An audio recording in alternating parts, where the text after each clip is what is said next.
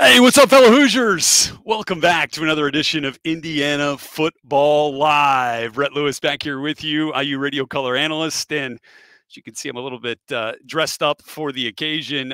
In my other job at NFL Network, was called into duty to do some Thursday night football pre and post game ahead of this Chiefs and Broncos matchup tonight. And we will get into that from an IU perspective here in just a little bit as well. But I missed you guys. Glad to be back here with you. Appreciate everyone joining here to talk some IU football.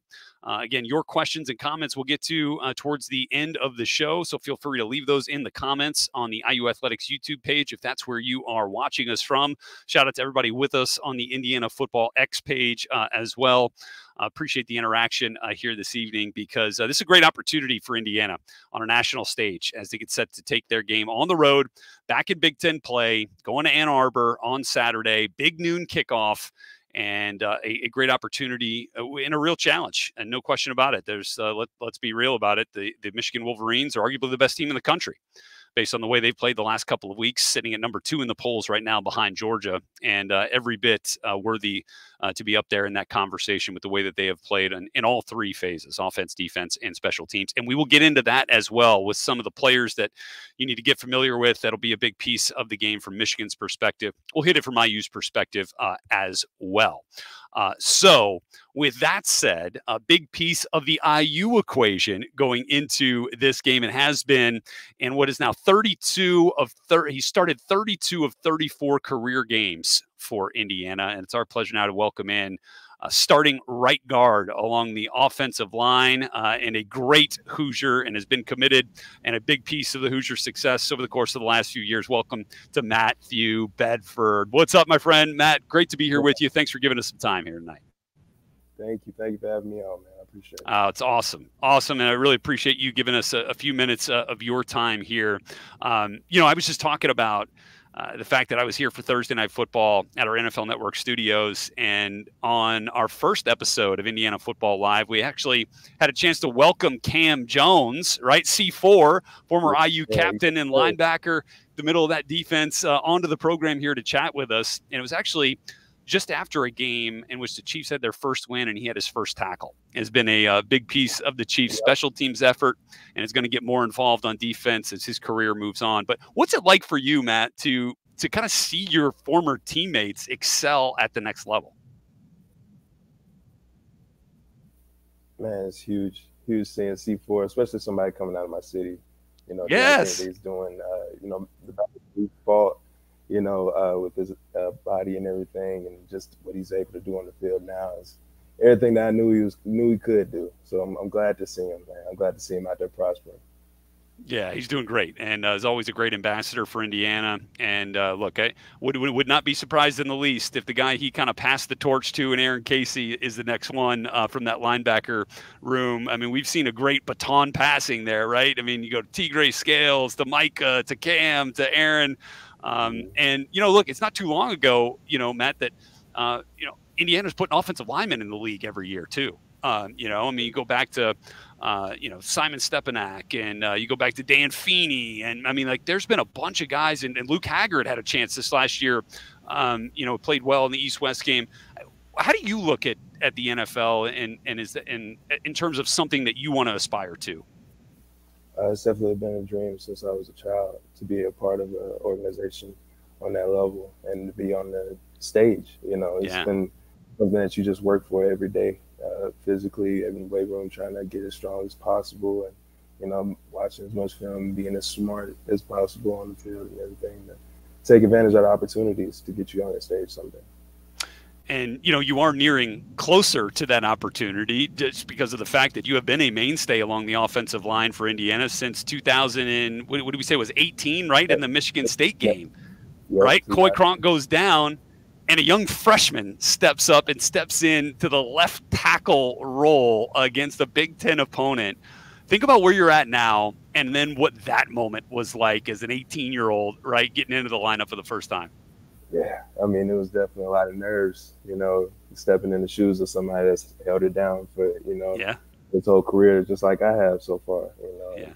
It was just a big honor at that time, being able to hone in the moment and do my job. And, now, it's just it's all just coming all together. You know, in the past couple years, everything is built up and it's a big old crescendo up until this moment. So Yeah, it's, and yeah. and there's a lot of opportunities still left out there, both for you and for this team. And we'll get to the team part of it here in just a second as we get set for the Michigan game at noon on Saturday. But for you, you know, as I mentioned, you started left tackle. You started the season last year at right tackle. You played on the interior at the guard spots, and that's kind of where you're locked in right now at right guard, right next to Khalil Benson and Zach Carpenter on that right side. What is that positional versatility like for you, and what are some of the challenges that go into playing up and down the offensive line?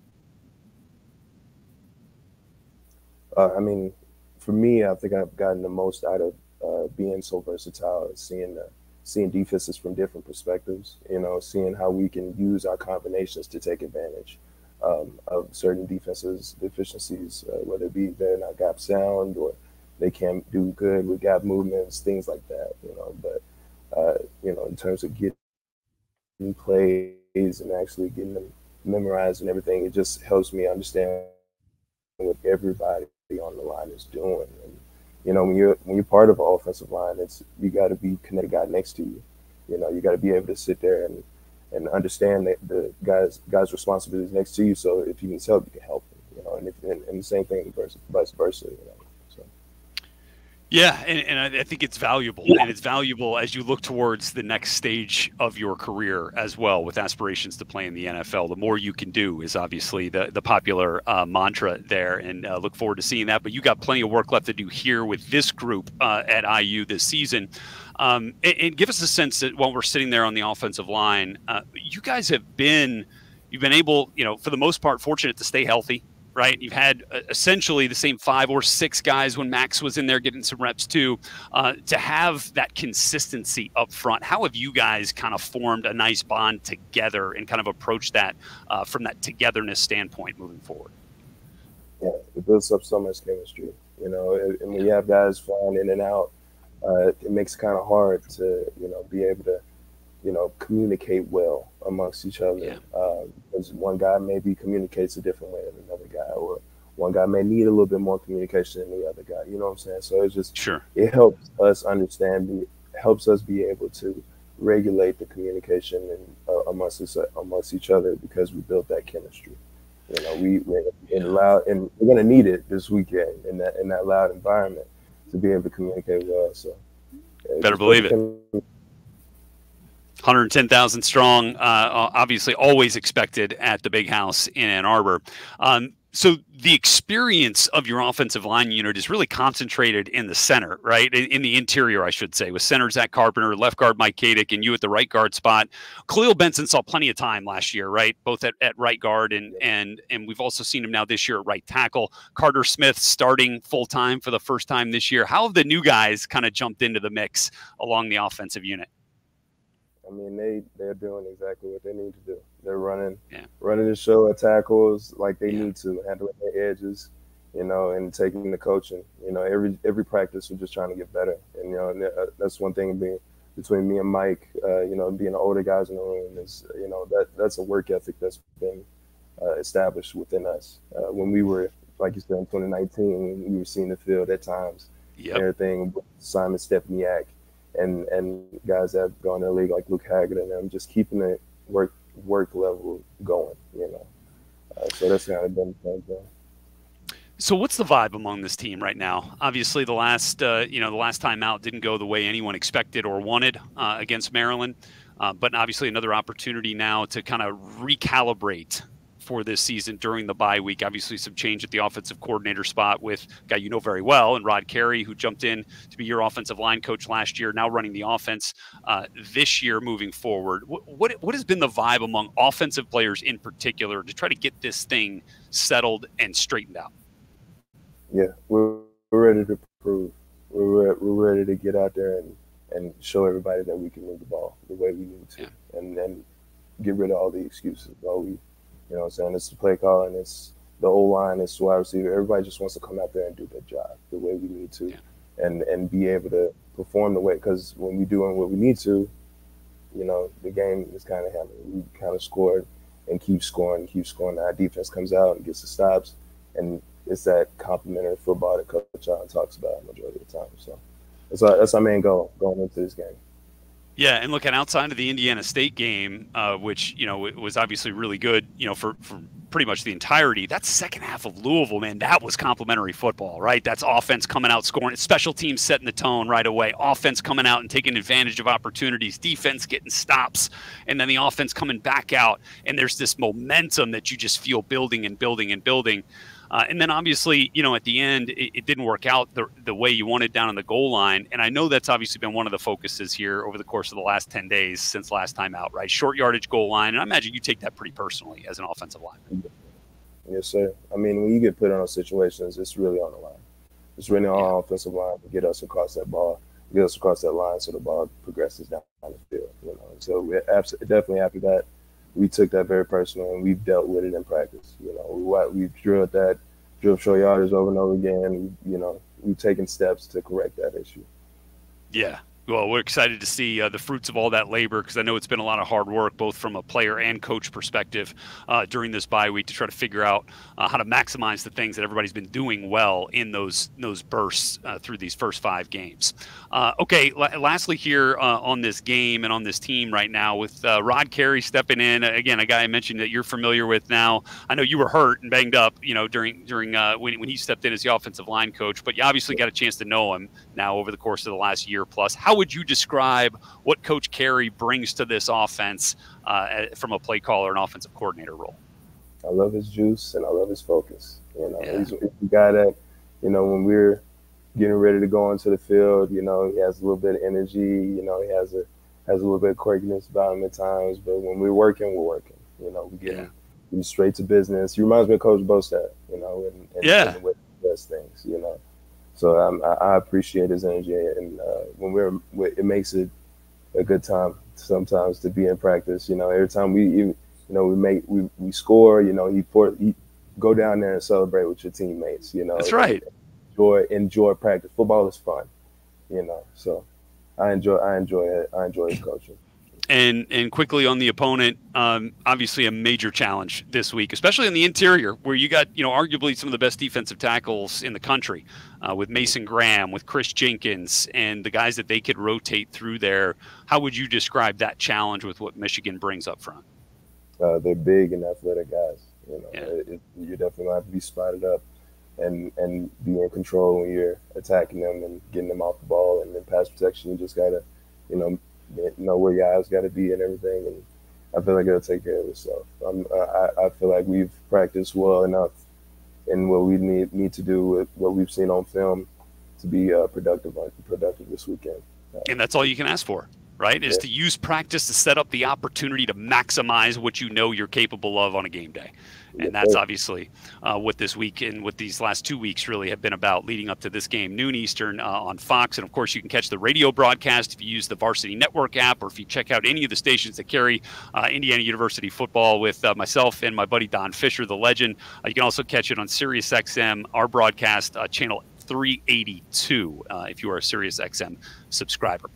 Okay, one last thing here, because I know that name, image, likeness, Matt, is something that is kind of polarizing in college football and in college athletics in general. Obviously, I think it's amazing. I wish that it was around when I was playing back in 2001 and 2005. I mean, the things that we were mostly concerned about in the locker room those days were, man, are we gonna make it? Am I gonna be on the NCAA, the EA Sports NCAA video game? By the way, I was fortunate to be on the last 3 years at IU, wide receiver number 81. Go check it out, back NCAA 0405. Matt, if you still got your PlayStation 1 hanging around.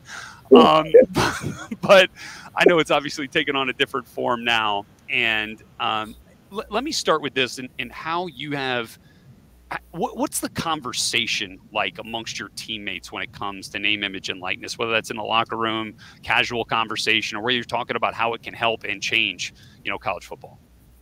Yeah, definitely.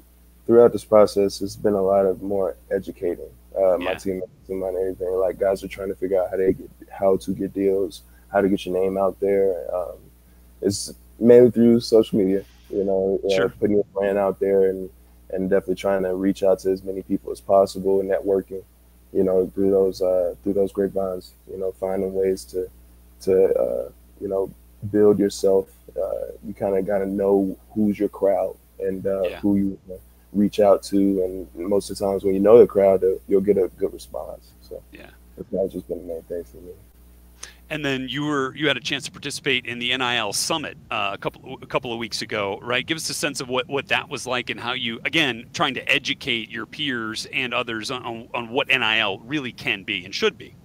Yeah, like a lot of people, like we have, it was a lot of our freshmen and newcomers to the Hoosiers, and it was more so along the lines of just trying to give them the blueprint to how to get their brand started and how to, you know, take advantage of the first NIL deal so that there can be a second. You know, teach them how to expand their brand, whether it be through who you're reaching out to or what else am I interested in that I can reach out to that can add to my brand, add to myself. Yeah. So, for example, I'm working with Serena's wellness center, and they're basically based off of recovery and all those things, like flow chambers and cryo chambers and all those things. They're stationed here in Bloomington, and to help me throughout my career, throughout my season and everything. Yeah. So, well, and I mean, like that's what NIL is supposed to be. I mean, because you got a stake in that stuff, especially coming off your injury too. You want to keep that body healthy and ready, and you got to keep that maintenance up on your body all season long. That's really cool, Matt. I salute you. I salute you for your work in that space, and I salute you for being, man, just an awesome Indiana Hoosier. And I know you know what it means to bleed cream and crimson and to fight for the glory of old IU. And I know you're going to do it with your teammates on Saturday at the Big House, and I can't wait to see it, buddy. Thanks so much for giving us a few minutes of your time here tonight. Man, thank you. Awesome. Matt Bedford, everybody, here with us on this edition of Indiana Football Live. Really appreciate Matt for being with us on a busy week, right? On a Thursday night, kind of, settling into that game plan. It's all kind of in at this point, and then you hit the road tomorrow for Ann Arbor. I'm going to hit the red-eye flight tonight after post-game of Chiefs and Broncos, and then get set to be in Ann Arbor Friday and ready for the game on Saturday to call it on the radio with my buddy Don Fisher and our pal John Herrick as well. So I want to get you a couple of things. Again, if you have any comments, questions, go ahead and submit those through the Indiana Athletics YouTube page if that's where you're tuning in here tonight. And then, of course, this is always available if you're tuning in live and you're not able to make it next week. We normally do this at 7 o'clock Eastern time, pushed it back a little bit to account for my schedule, and I appreciate Matt being flexible with that. But we're also going to continue to have NFL alumni or IU alumni in the NFL with us throughout this run as we continue being with you every Thursday. Typically, we're on at 7 p.m. Eastern time. But if you're watching us live and you're not able to be with us, later next week at this time, it's going to be available for you on the IU Athletics YouTube page to watch on demand. It'll be available for you on iuhoosiers.com as well. So plenty of ways you can interact and access this content. Also, want to remind you that we're with you every Monday with a special look at IU football in the week that was. We get a chance to interview members of the coaching staff and talk about the game that we just saw. We'll do that for you Monday following the Michigan game. That's on for you 7 p.m. Eastern time over on iuhoosiers.com under the hood with IU football presented by your local Central Indiana Ford dealers.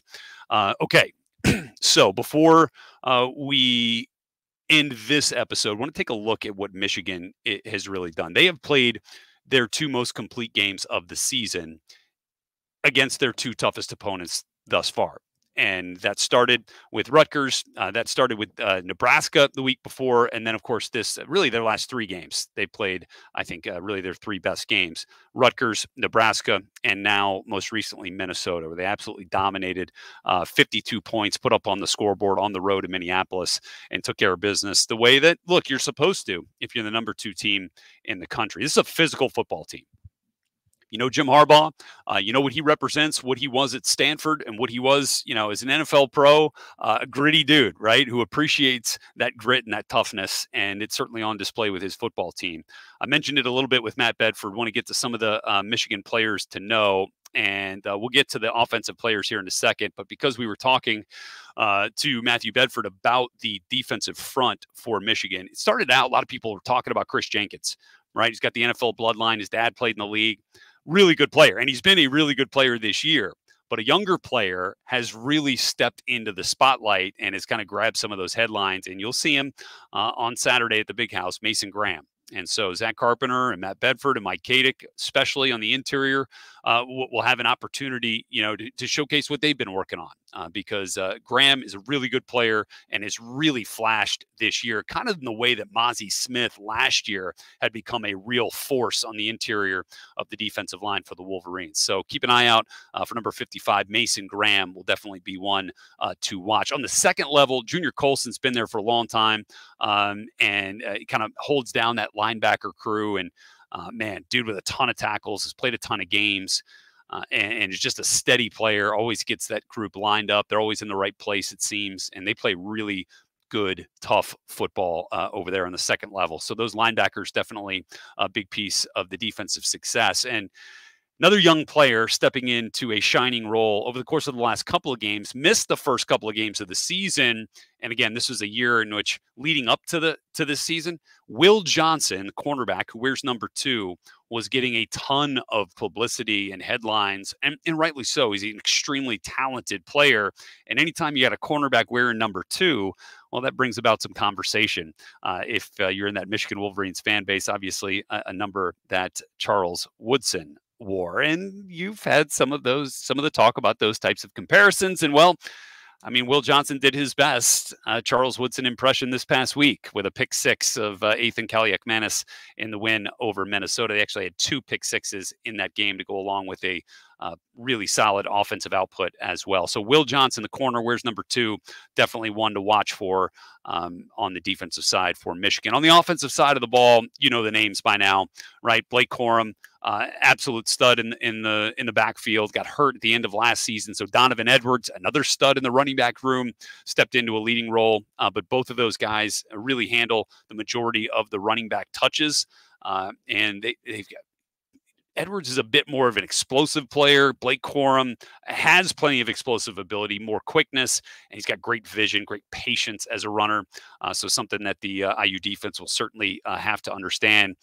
Roman Wilson has been the go-to guy at wide receiver, by far their leading receiver, especially in touchdowns. But don't sleep on Cornelius Johnson, who can be an absolute deep threat, and was this past week against Minnesota.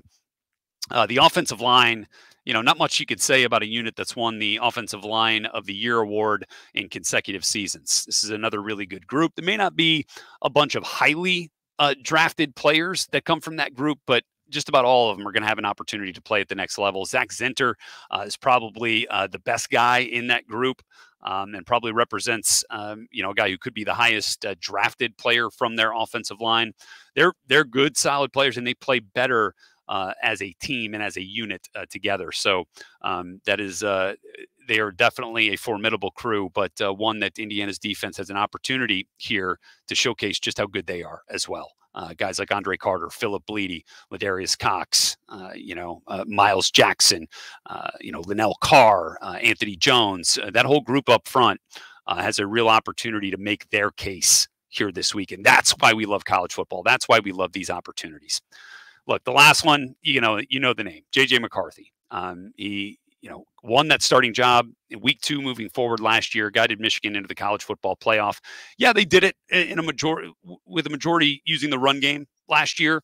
Didn't have a ton of plays down the field really until the Ohio State game last year, and then showcased a little bit of it in the college football playoff, although, they met an early exit at the hands of TCU in the college football playoff semifinal. But McCarthy continues to grow and progress, and I think you'll see that they take more shots down the field this year. Roman Wilson, Cornelius Johnson, they got a crew of characters. Obviously, we know A.J. Barner, who's now at Michigan in the tight end spot, but Colston Loveland has really been the guy at tight end. And is a really talented player. So J.J. McCarthy does a real nice job distributing the football to his playmakers. He's got all the talent in the world and is a running threat as well. So you really got to understand your responsibilities and what your job and role is on any given play and any given play call that comes down from the press box and defensive play caller Matt Guerreri. So we got to keep our eye on that. A lot of opportunities here, though, to, again, show that you're up for this challenge. And I think that's why we love playing in the Big Ten. That's why you come to Indiana for these challenges and for these opportunities to play in front of the biggest audiences and against the very best. And that's certainly the case this week. All right, so we are going to be back here with you on Monday following the Michigan game. Under the Hood with IU Football. Be back here with you 7 p.m. Eastern Time over on IUHoosiers.com. And then next week, we will begin to look ahead to homecoming and the Rutgers Scarlet Knights next Thursday for another episode of Indiana Football Live. Be back here with you normal time, 7 p.m. Eastern. So appreciate everybody being with us here on the IU Athletics YouTube page and on the Indiana Football X page. It's been a lot of fun to get to interact with you guys. And so hopefully you keep coming back and keep clicking on this and checking out all the content that we're creating for you this year. Much more still to come. All right, I'm Rhett Lewis, and I will see you at the game on Saturday. Thanks, everybody.